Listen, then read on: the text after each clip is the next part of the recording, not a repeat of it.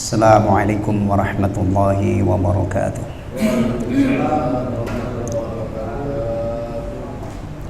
Bismillahirrahmanirrahim. Alhamdulillahi rabbil alamin wal aqibatu lil muttaqin wala udwana illa 'alal zalimin.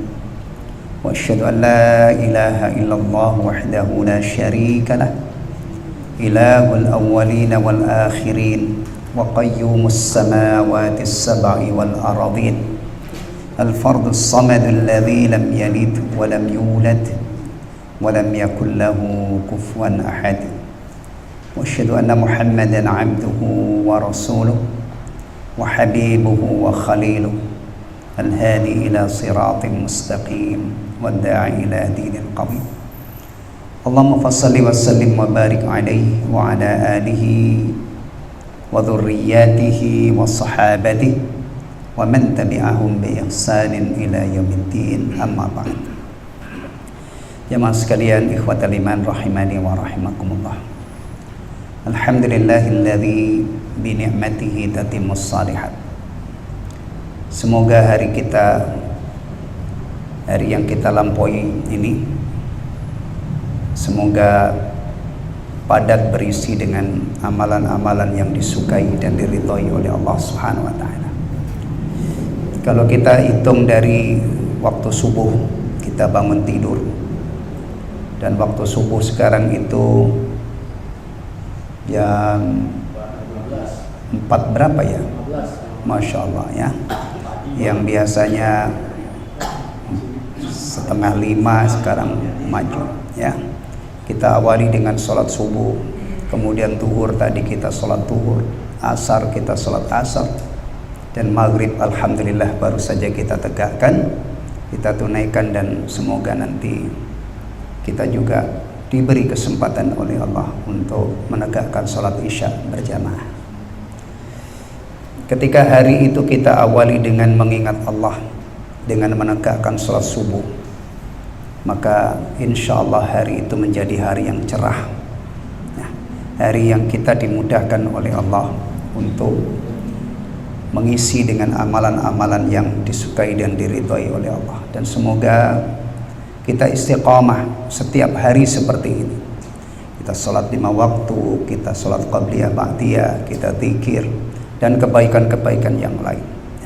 Dan semoga itu kelak menjadi penyebab bahagianya kita, atau sebelum itu menjadi penyebab husnul khatimah, kemudian menjadi penyebab kita selamat dari adab kubur, dan puncaknya juga semoga itu menjadi penyebab kita mendapatkan rahmat, mendapatkan anugerah dari Allah, dimasukkan ke dalam surganya, dijauhkan dari nerakanya. Amin amin ya rabbal alamin. Jemaah sekalian rahimani wa rahimakumullah. Terakhir kita sudah sampai hadis 148.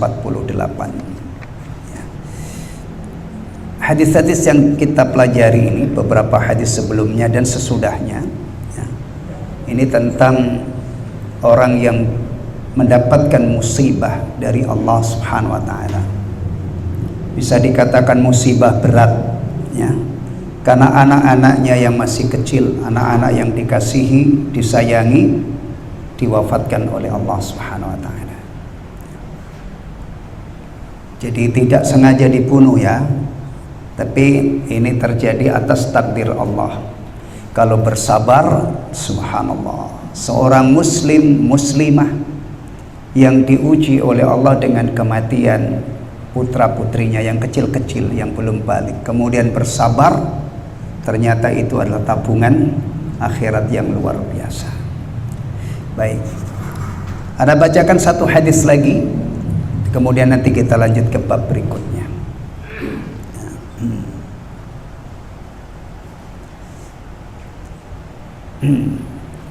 Yang hadis ke nomor 150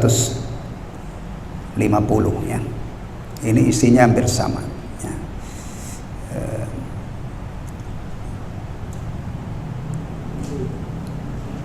Atau yang 149 saja ya. Haddatsani Ummu Sulaim qalat, Ummu Sulaim menceritakan kepada aku, beliau berkata, kuntu 'inda Nabi sallallahu alaihi wasallam, yauman, pada suatu hari saya berada di sisi Nabi sallallahu alaihi wasallam. Faqal, lalu beliau sallallahu alaihi wasallam bersabda, ya Umma Sulaim, wahai Ummu Sulaim, ma min muslimaini yamutu lahuma thalathatu auladin.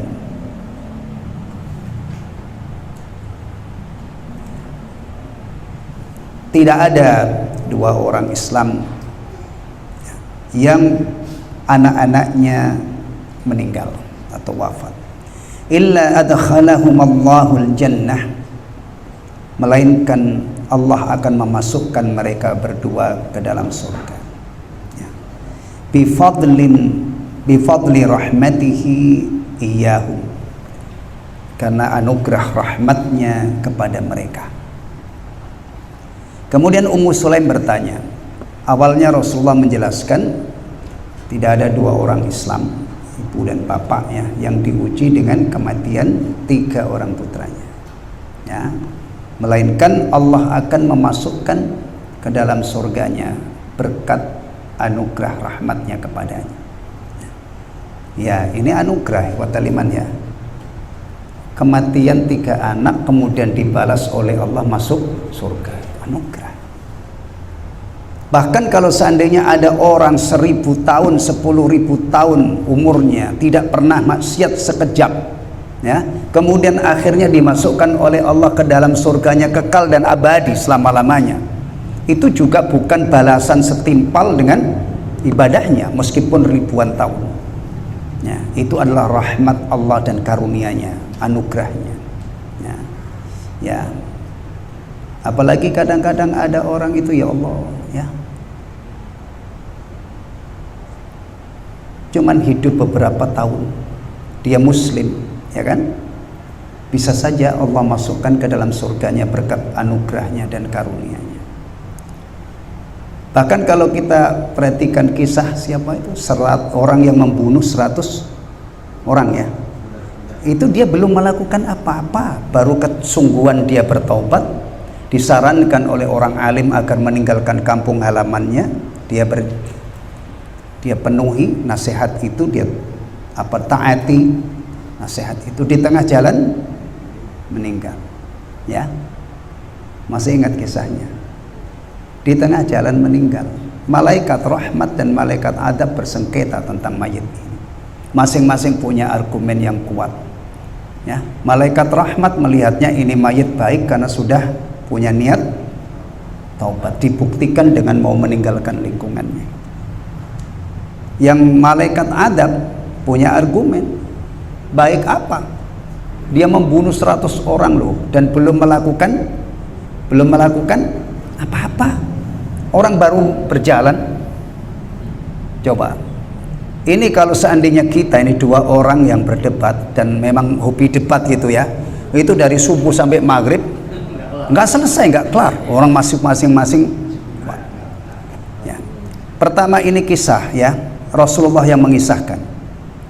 Di kitab Riyadhus Shalihin itu ada di bab At-Taubah. Imam An-Nawawi menukil riwayat ini, ya. Kemudian untuk menyelesaikan masalah ini, Allah tuh utus malaikat yang ketiga menjadi hakim penengah. Solusinya apa? Ukur. Kalau lebih dekat dengan tempat yang dituju, berarti malaikat rahmat menang. Berarti mayit ini kategori sudah mayit yang baik. Tapi kalau masih dekat dengan tempat semula, lingkungannya yang buruk itu, berarti mayit ini belum terkategori mayit yang baik. Masya Allah. Ternyata setelah diukur itu selisihnya cuman sejengkal, shiber, ya, sangat dekat banget. Bukan 1 kilo, bukan setengah kilo, di situ shiber, ya.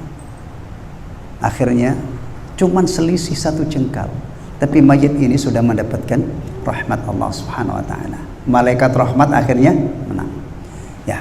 Jadi kalau di sini tadi kita temukan, Nabi sallallahu alaihi wasallam menyatakan bahwa kalau ada seorang muslimah, ibu bapak, 2 orang tua, diuji oleh Allah Subhanahu wa taala dengan kematian 3 putranya, kemudian dia bersabar, ya, maka Allah akan memasukkan keduanya ke dalam surga berkat anugerah rahmat yang dilimpahkan kepada kedua orang ini. Allahu Akbar.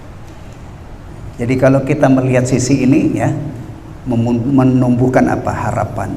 Allah itu maha luas rahmatnya ya.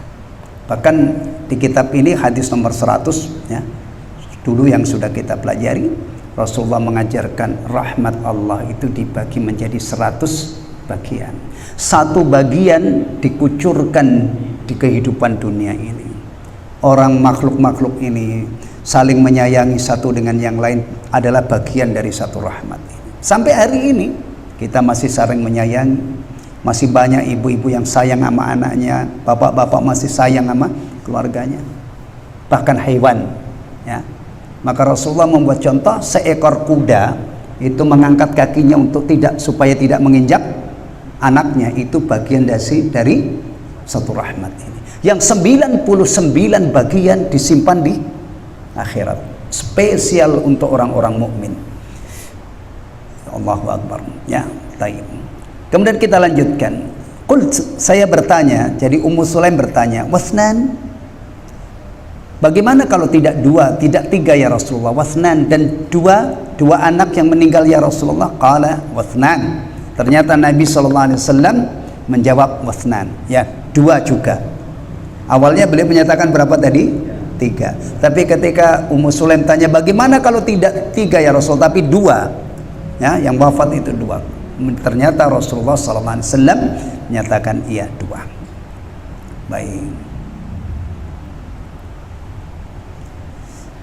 Fikul hadis, kandungan hadis ini, fihi bisyaratun lil walidaini ya. Dalam hadis ini ada kabar gembira bagi orang tua. Orang tua itu kalau kita nyebutnya bapak dulu atau ibu dulu baiknya? Ayo, antum berani jujur, hebat loh.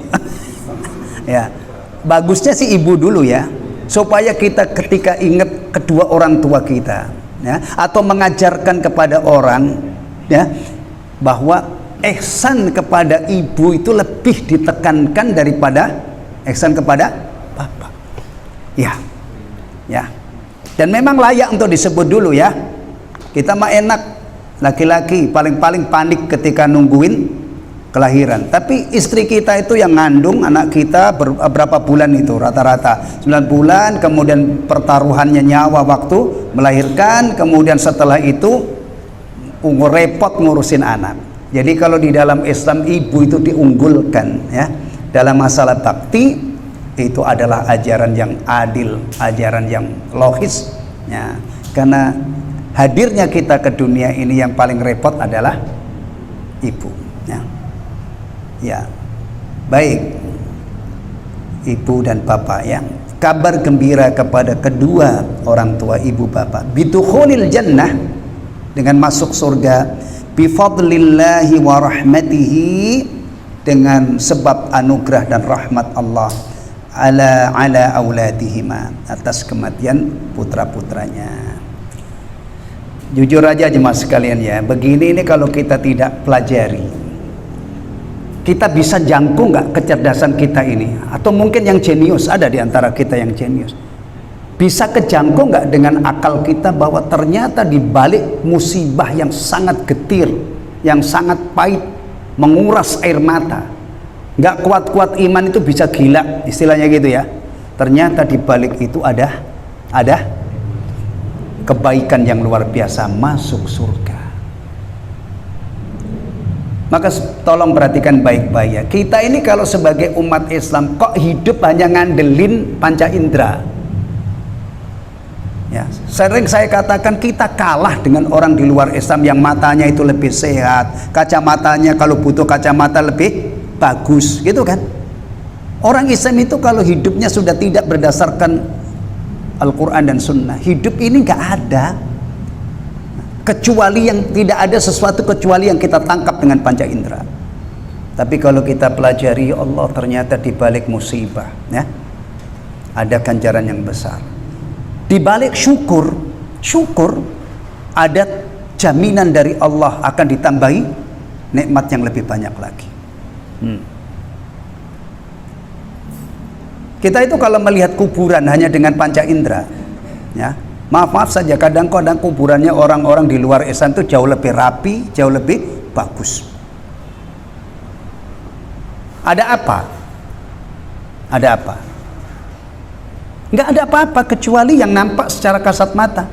Ada yang di marmer, ada yang di granit, ada nisan mewah, ada nisan cuman batu, ya kan? Kadang-kadang ada nisan palang-palang gitu ya. Ya, itu saya kalau lewat di Semarang itu pinggir jalan persis itu ada kuburan palang-palang rapi banget, putih semua seragam, bagus banget. Artinya secara kasat mata itu rapi, bersih. Nah, tapi kalau kita melihat alam kubur berdasarkan keyakinan kita, ada apa? Ada fitnatul qabr. Siap-siap, jangan lengah. Kalau kita sudah punya keyakinan nanti setiap mayit yang masuk ke alam barzah itu ditanya, siapkan jawabannya.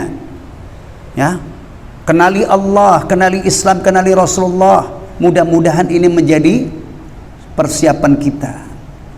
Nanti kalau ditanya siapa Rabbmu, kita mudah-mudahan bisa menjawab dengan lancar.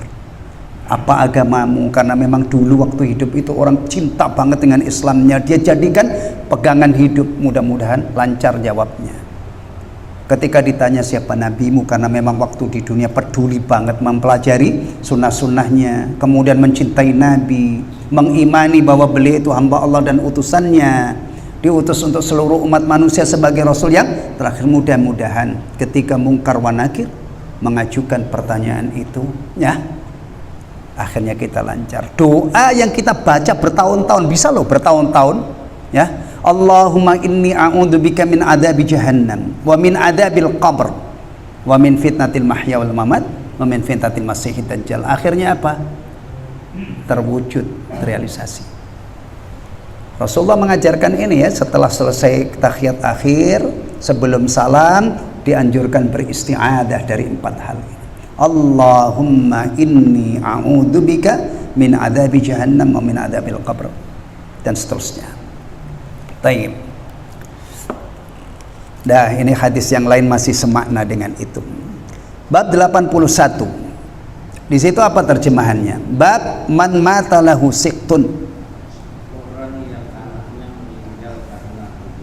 Keguguran. Taib. Ya. Taib. Kita baca hadis nomor 153. Intinya begini, yang bisa bermanfaat di akhirat, menyebabkan masuk surga itu bukan hanya anak yang wafat, sudah lahir. Kadang-kadang orang itu diuji oleh Allah, sudah senang-senang gitu ya, sudah bergembira, qadarullah, keguguran. Itu juga tidak sia-sia kalau menimpa orang beriman, ya. Ini tentunya untuk orang beriman, ya. Kalau orang itu tidak beriman, ya tidak mungkin musibah berbuah kebaikan. Bahkan amal-amal solehnya tidak mungkin berbuah ganjaran. Maka sering saya ingatkan, dengan nikmat iman ini sebenarnya kita itu punya modal yang luar biasa. Dikasih modal oleh Allah. Bahkan saya sering umpamakan begini, seandainya kita ini dapat nikmat iman, tapi tidak, saking miskinnya itu tidak bisa minum kecuali air putih, kopi nggak mampu beli, teh nggak mampu beli, ya. Nasi itu cuma nasi putih apa garam istilahnya, tapi garamnya jangan banyak-banyak nanti, ya kan. Ibaratnya, tapi kita mendapatkan nikmat iman, nggak punya serupiah pun misalnya, miskinnya terlalu, tapi lidahnya aktif, baca Quran, beristighfar, tasbih, tahmid, itu jadi tabungan. Tapi kalau orang itu tidak beriman menurut keyakinan kita, seandainya dia infak emas segede gunung yang paling gede di dunia ini, menurut keyakinan kita harus akui kebaikan akhlak ini di dunia dermawan kan. Tapi kalau bicara ganjaran, ada nggak ganjarannya? Masya Allah, ini kita jarang ingat ini. Sekali lagi, dengan nikmat iman, dengan nikmat Islam, hidayah iman, hidayah Islam itu berarti kita dimodali oleh Allah. Apalagi yang kadang-kadang mendapatkan hidayah iman ini jadi presiden beliau, jadi raja, jadi orang kaya juga. Masya Allah, luar biasa. Nikmat iman, nikmat Islam. Baik. Hadis nomor 153 ya, kita mulai dari situ. An Abdullah, dari Abdullah Ini Abdullah siapa ini? Saya enggak ini. Abdullah itu banyak ya, nama-nama sahabat Nabi. Abdullah ibnu Umar, Abdullah ibnu Abbas, Abdullah ibnu Mas'ud, Abdullah ibnu Zubair. Bahkan nama Abu Bakar As-Siddiq itu nama aslinya. Nih ingat-ingat ya, insya Allah gampang diingat. Tapi yang jarang taklim, yang belum tahu, kalau ditanya nama aslinya Abu Bakar itu siapa sih? Abu Bakar As-Siddiq, kita itu kan populer banget kan. Abu Bakar itu kunyah namanya. Nama aslinya Abdullah ibnu Quhafah radhiyallahu anhu. Nah, qala Rasulullah sallallahu alaihi wasallam, Rasulullah sallallahu alaihi wasallam bersabda. Kita kalau pelajari hadis-hadis Nabi sallallahu alaihi wasallam, jemaah sekalian ya, istimewanya kita bisa nambah tabungan salawat kita. Perhatikan itu. Ya, tadi saya sudah menyebut berapa kali salawat. Ya nggak usah kita hitung ya, kan sudah pasti dicatat oleh malaikat. Tapi istimewanya kajian begini ini, kajian hadis. Ya, kita punya kesempatan untuk menambah tabungan salawat kita. Berbanding lurus dengan kita menyebut Rasulullah, menyebut Nabi. Kalau saya misalnya menyebut Rasulullah 100 kali dan selalu saya ucapkan salawat, dan di sini juga tertulis salawat, itu juga disyariatkan kalau kita menulis Rasulullah itu salawat, tapi jangan disingkat. Kalau antum cuma singkat SAW nggak dapat ganjaran, ganjarannya itu adalah ketika kita mengamalkan ayat sallallahu alaihi wasallam, itu salawat. Tapi kalau nulis Muhammad SAW, nanti dibaca juga Muhammad SAW, ya nggak ada ganjaran. Apa itu SAW? Tapi kalau sallallahu alaihi wasallam, Allahumma salli wa sallim alaihi, oh itu salawat ya. Kalau 100 kali dan saya selalu membaca salawat misalnya, dan antum juga jemaah sekalian setiap mendengar Rasulullah saya bacakan, saya sebutkan, antum bersolawat. Ini adalah salah satu tempat yang kita memang benar-benar diperintahkan untuk bersolawat ketika menyebut Rasulullah sallallahu alaihi wasallam atau ketika mendengar beliau disebutkan ya, alhamdulillah terbuka pintu untuk nabung salawat. Nah, yang kedua, kita itu akan menemukan ternyata Rasulullah itu memang pengajar ulung ya. Dan ini perlu para khotib, para ustadz yang mengajar atau para guru meneladani ini. Beliau itu punya trik-trik jitu bagaimana supaya sesuatu yang akan disampaikan itu benar-benar terserap. Karena ilmu itu sangat berharga ya. Kira-kira kalau ada orang bagi-bagi duit 100.000, ada nggak yang tercecer? Hah? Oh, enggak lah, bahkan kalau tercecer pasti cepat kenapa? 100.000 ya. Demikian juga ilmu syar'i. Kita itu kalau ada di majelis ilmu, ada di tempat misalnya sedang Jumatan, simak baik-baik supaya yang disampaikan itu bisa diserap. Nah, Rasulullah itu punya cara jitu. Salah satunya biasanya ditanya dulu. Sebelum beliau menggelontorkan ilmu itu kadang-kadang diajukan pertanyaan supaya apa? Supaya sahabat itu full ya, perhatiannya fokus mendengar apa yang akan disampaikan. Nah, ini juga Rasulullah mengajukan pertanyaan unik. Ayyukum malu warisihi ahabbu ilaihi min mali. Ayo, siapa di antara kalian yang harta untuk ahli warisnya itu lebih dia cintai daripada dirinya sendiri, daripada hartanya sendiri? Pertanyaannya begitu, siapa di antara kalian yang harta ahli warisnya itu lebih dia cintai daripada dari hartanya sendiri? Qalu ya Rasulullah, para sahabat menjawab, mereka berkata atau menjawab, ya Rasulullah, wahai Rasulullah, ma minna ahadun illa maluhu ahabbu ilaihi min mali warithihi. Tidak ada seorang pun di antara kami melainkan hartanya lebih dia cintai daripada harta ahli warisnya. Ya, itu kita ya. Orang nyari harta itu biasanya untuk ini, baru nanti disiapkan untuk ahli warisnya. Benar nih perhatikan ya. Ternyata yang real, yang nyata itu bukan seperti itu. Orang lebih sayang kepada harta ahli warisnya daripada harta dirinya. Nanti paham insyaallah. Faqala Rasulullah sallallahu alaihi wasallam. Itu jawaban sahabat ya. Lalu Rasulullah sallallahu alaihi wasallam bersabda, "I'lamu, ketahuilah, innahu laisa minkum ahadun illa malu warithihi ahabbu ilaihi min mali." Jadi Rasulullah tidak sepakat dengan jawaban sahabat tadi. Ketahuilah, tidak ada seorang pun di antara kalian melainkan harta ahli warisnya itu lebih dia cintai daripada hartanya sendiri. Enggak seperti jawaban kamu. Nyatanya apa? Rata-rata orang itu kalau punya harta itu pelit. Harta kalau digenggam erat, hartaku. Bahkan zakat aja 2,5%, hartanya melimpah setahun sekali, kadang-kadang nggak keluar. Saking lengketnya harta itu. Kita zaman sekarang ini kalau bicara lengket itu lem yang apa itu yang kuat itu lem apa? Lem Cina apa Korea? Korea. Hartanya itu lengket banget di hati sampai zakatnya nggak keluar. Hartaku gitu kan? Dia mati kelepek. Biasanya orang-orang kaya ini kita tidak nyumpai ya, tapi biasanya orang-orang kaya itu sakitnya juga sakit-sakit yang apa? Yang elit-elit itu loh biasanya serangan apa? Jantung, kelepek.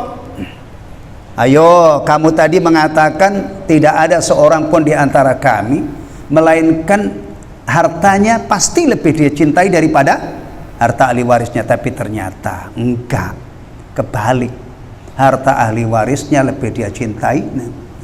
Maka perhatikan baik-baik fataliman, kalau kita ini orang Islam kemudian dikasih harta oleh Allah, kemudian dikelola ya sesuai dengan petunjuk Allah, Masya Allah, harta ini memiliki manfaat yang luar biasa untuk dirinya, kepentingannya nanti di barzah dan di akhirat. Di barzah ya, benar, di barzah. Ilmu tentang kematian yang diajarkan oleh Rasulullah apa? Yatba'ul mayyita thalathatun. Ada 3 perkara, 3 hal yang mengiringkan mayit ke kuburan. 3 ya, yang 2 itu akan balik. 3 itu apa saja? Hartanya, keluarganya, dan amalnya. Yang 2 itu balik, hartanya dan keluarganya balik, tinggal ditemani oleh amalnya. Jadi kalau kemarin waktu hidup dia dikaruniai oleh Allah harta, dia kelola ya, dia sedekahkan, dia bayar zakatnya, Masya Allah, dia gunakan untuk menafkahi keluarga, kadang-kadang masih lebih mungkin untuk bangun masjid dan lain sebagainya. Dia wafat, ada hartanya yang abadi menemani dia. Taib, itu gambarannya ya. Dan Islam itu juga mengajarkan kita itu kalau sedekah jangan terlalu boros. Sedekah yang masih menyiksakan kecukupan itu lebih baik.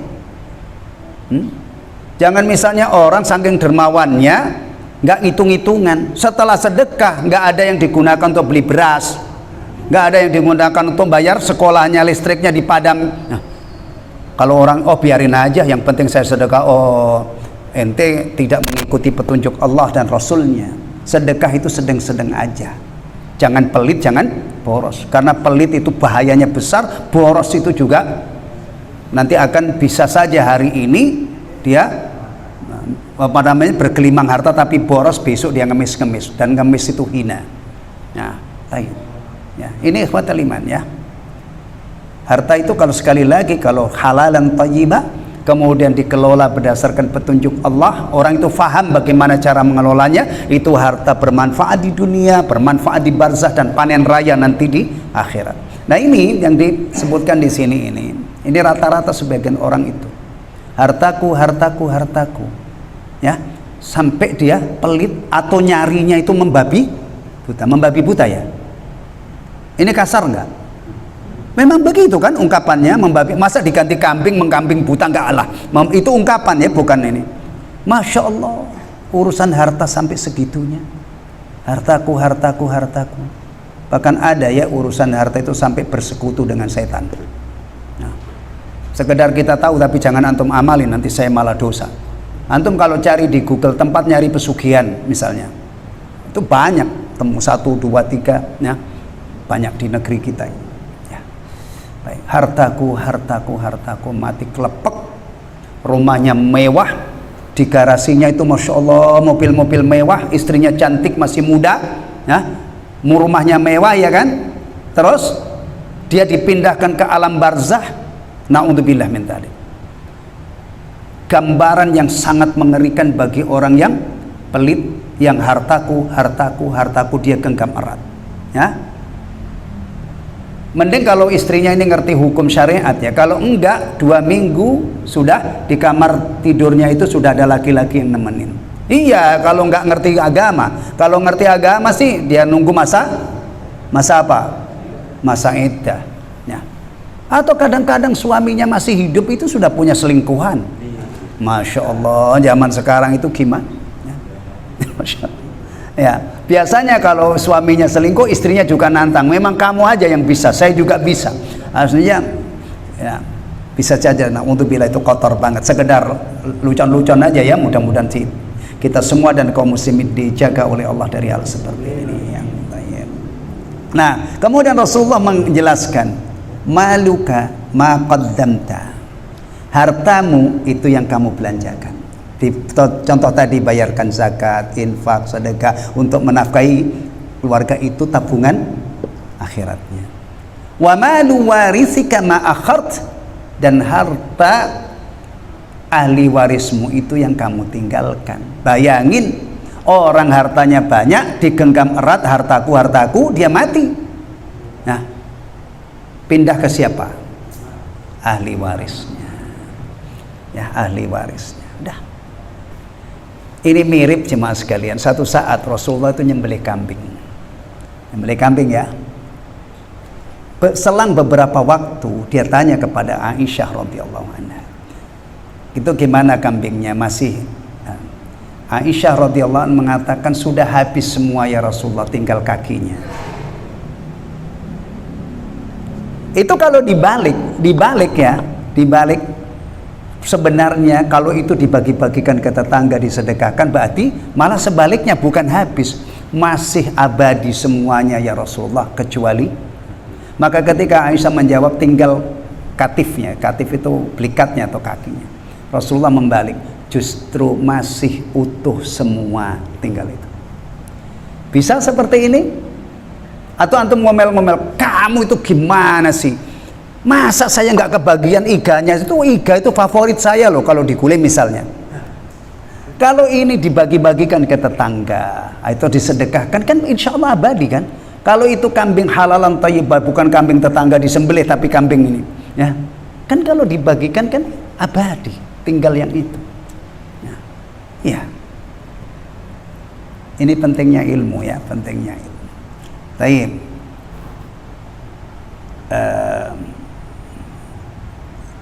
Fikul hadith fihi hatsun ala taqdimi ma yumkinu taqdimuhu minal mal fi wujuhil qurbah wal bir liyantafi'a bihi fil akhirah. Dalam hadis ini ada anjuran untuk membelanjakan yang mungkin untuk dibelanjakan, ya, dari harta di tempat-tempat kebaikan, untuk mendekatkan diri di jalan-jalan kebaikan supaya bisa diambil manfaatnya di akhirat, ya. Jadi kalau orang Islam ini, seorang mukmin punya harta halalan thayyibah dengan niat yang bagus, dia investasikan di jalan-jalan kebaikan, itu nanti akan bermanfaat di akhirat. Bermanfaat ya. Kalau kita pakai bahasa ini, tapi kalau kita pakai yang lain, itu akan dibalas berlipat-lipat ganda oleh Allah. Ya, benar kan? Allah telah menetapkan ketetapan bahwa kebaikan itu minimal dibalas 10 kali lipat, minimal. Kadang-kadang bisa dilipat gandakan sampai 100 kali, 700 kali lipat. Ila Masya Allah.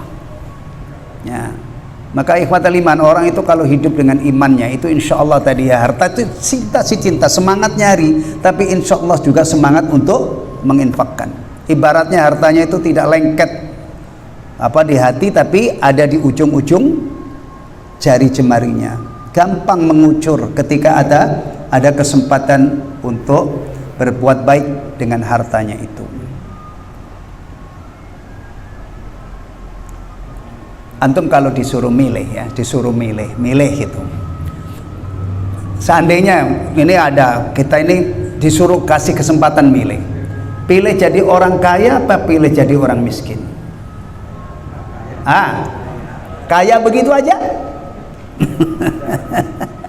Qarun itu kaya loh. Dibenamkan oleh Allah ke perut bumi. Tolong jeli di sini ya.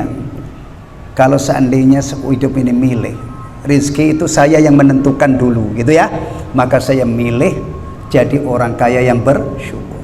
Tapi ingat, rizki itu Allah yang menentukan.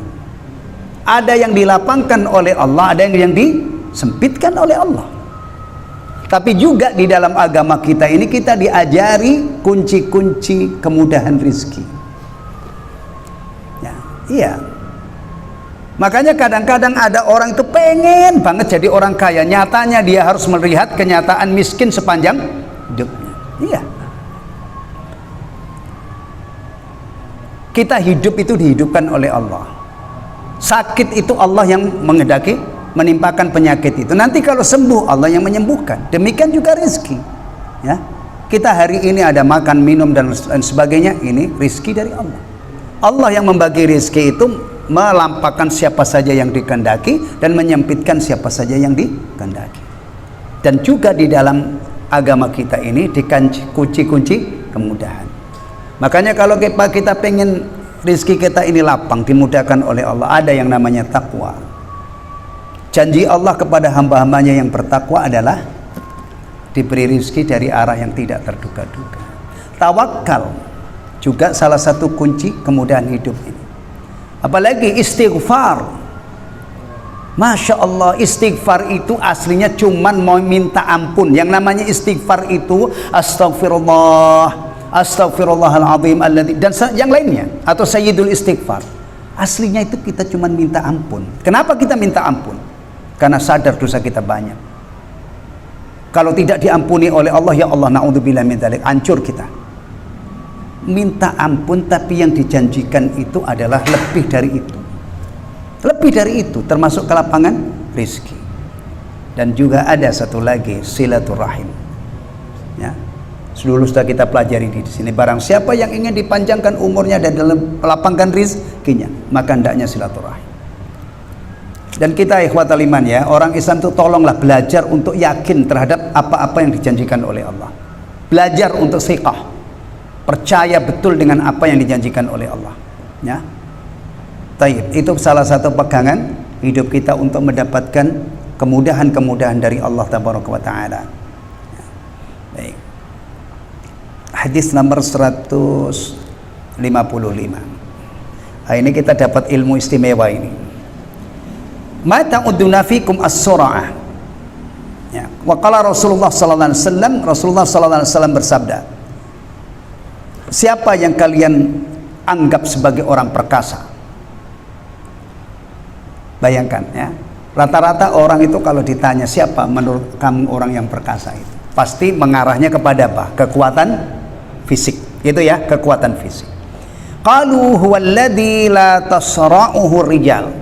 Orang yang perkasa adalah orang yang tidak terkalahkan dalam bergelut atau bergulat kelahi. Tapi Rasulullah menyatakan ternyata bukan. Hari ini ya, kita itu Masya Allah melihat orang itu ada yang punya perhatian untuk keperkasaan badannya. Sebagaimana di dunia perempuan itu ada orang yang punya perhatian terhadap kecantikan, itu luar biasa. Luar biasa ya. Bisa saja sebulan itu supaya cantik itu mungkin menggelontorkan ratusan juta ya. Jadi kita yang penghasilannya UMR itu punya istri begitu, aduh tekor banget itu. Itu biasanya untuk orang-orang yang memang juga lapang rezekinya ya kan. Di dunia perempuan itu ada itu, kemungkinan itu. Tapi kalau wanita muslimah yang sudah terdidik dengan baik, insya Allah tidak ke sana arahnya. Ya, tampil cantik itu wajar lah, tapi tidak sampai menghabiskan yang tidak berlebihan. Dunia laki-laki itu ada orang yang tiap hari itu nge-gym, badannya itu di apa namanya, di apa ya, bodybuilding istilahnya apa ya, diupayakan tuangannya nanti, iya, sarapannya telur berapa itu kalau begitu itu. Iya, itu kalau cuman minum air putih aja nggak mungkin jadi begitu. Ya kan, ikhtiarnya itu biasanya minum apa? Susu apa, proteinnya Masya Allah, ya kan? Kuat banget. Sudah begitu nanti kalau begitu ditambahi dengan apa? Supaya tambah keren, tambah kekar. Tato di mana-mana, ya kan? Kalau sudah begitu nanti pakai kaos. Ya, kaos yang tidak ada lengannya itu supaya kelihatan. Nah, gitu kan? Ini orang perkasa menurut.